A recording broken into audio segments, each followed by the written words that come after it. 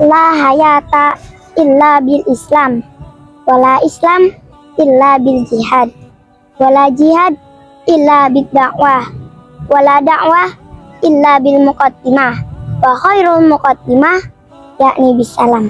Assalamualaikum warahmatullahi wabarakatuh. Alhamdulillahillazi ja'alal qalama lil kitabah, wal kitabah lil qiraah, wal qiraah lil ma'rifah, wal ma'rifah lil ibadah, wal ibadah lillahi ta'ala. Asyhadu an la ilaha illallah wa anna muhammadan abduhu wa rasuluh la nabiyya ba'dah. Sahabat Qurafa yang dimuliakan oleh Allah Subhanahu wa taala, apakah sahabat tahu tentang Ibnu Al-Bawwab? Ya betul, beliau adalah sang maestro jenius sepanjang sejarah. Ibnu Al-Bawwab mempunyai nama asli, yaitu Abul Hasan Ali Ibnu Hilal. Sanjungan kerap yang diberikan kepada beliau adalah tidak ada orang sebelumnya dan setelahnya yang menulis dengan keindahan tulisan yang menyamainya. Meskipun sebelum masa Ibnu Al-Bawwab ada seorang kaligrafer terkenal, yaitu Ibnu Muqlah. Tapi ujian di atas mensyaratkan bahwa dari beberapa sisi Ibnu Al-Bawwab lebih unggul dari Ibnu Muqlah. Tahun kelahiran Ibnu Al-Bawwab tidak diketahui secara pasti, namun diperkirakan sekitar tahun 350 Hijriah. Dilahirkan dan dibesarkan di Baghdad. Dikenal dengan sebutan Ibnu Al-Bawwab karena konon ayah beliau adalah seorang bawab, yang berarti penjaga pintu.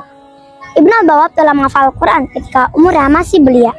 Belajar sastra Arab kepada seorang ahli bahasa terkenal, yaitu Abu Al-Fat Utsman, yang lebih dikenal Ibnu Al-Jini, wafat 393 Hijriah.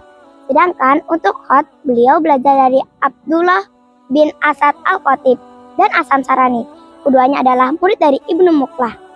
Sahabat Qurafa II, sebelum belajar khat, Ibnu Al-Bawwab juga dikenal dengan menghias atap dan dinding rumah. Kemudian, beliau juga dikenal sebagai pembuat cincin yang handal. Bahkan setelah dikenal menjadi kaligrafer yang piawai, beliau pun masih dikenal sebagai sastrawan dan ahli bahasa yang ulung. Kemudian beliau pernah mengarang tulisan tentang seni menulis.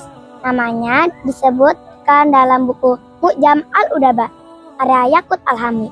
Sedangkan Ibnu Al-Futuhi memuji Ibnu Al-Bawwab sebagai orang yang diberi rezeki keindahan tulisan dan keindahan sastranya. Ibnu Al-Bawwab dan model tulisannya. Hampir semua kaligrafer dan sejarawan mengakui ketokohan Ibnu Al-Bawwab. Bahkan jika sering ditemukan orang yang lebih unggul dari yang lain di suatu keahlian, maka dalam kaligrafi tidak ada seorang pun dan sesudahnya yang mengaku dari Ibnu Al-Bawwab. Beliau sebagaimana disinggung di awal tulisan ini adalah kaligrafer terbaik yang belum pernah ada, sesudah dan sebelumnya. Bahkan Ibnu Muqlah sendiri, Ibnu Al-Bawwab lah yang menyempurnakan huruf-huruf Ibnu Muqlah, sang guru, seorang kaligrafer yang oleh Abu Al-Hayyan At-Tahudi, yang disebut nabinya khat. Peninggalan beliau, Ibnu Al-Bawwab mewariskan kepada kita semua karyanya, tidak hanya dalam bentuk mushaf serta tulisan-tulisan berharga berbentuk manzumah, kumpulan bait syair yang berisi keterangan seni alat kaligrafi. Di antara manzumah ini yang pernah beliau tulis adalah Ra'iyah Ibnu Al-Bawwab fi Al-Khat wal Qalam yang berisi keterangan seni alat kaligrafi. Di antara peninggalan beliau yang abadi adalah mushaf yang beliau tulis di Baghdad tahun 391 Hijriah atau 1000 Masehi, yang saat ini terjaga di perpustakaan Kester Beatty di kota Dublin, Irlandia. Mushaf ini dihiasi zahrafah beliau sendiri, zahrafah yang sangat indah, seindah tulisannya. Wafatnya beliau dan pujian kepadanya. Ibnu Al-Bawwab banyak sekali mendapatkan pujian dan sanjungan berkat ketokohannya dalam kaligrafi.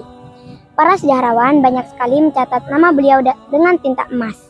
Mereka semua sepakat bahwa tokoh kita ini adalah imam dalam kaligrafi tanpa ada tandingannya.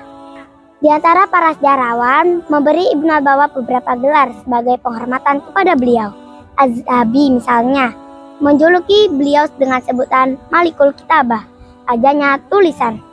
Sedangkan Al-Futuhi memuji Ibnu Al-Bawwab dengan sebutan Qalamu Allah ala al-ard, pena Allah di atas bumi.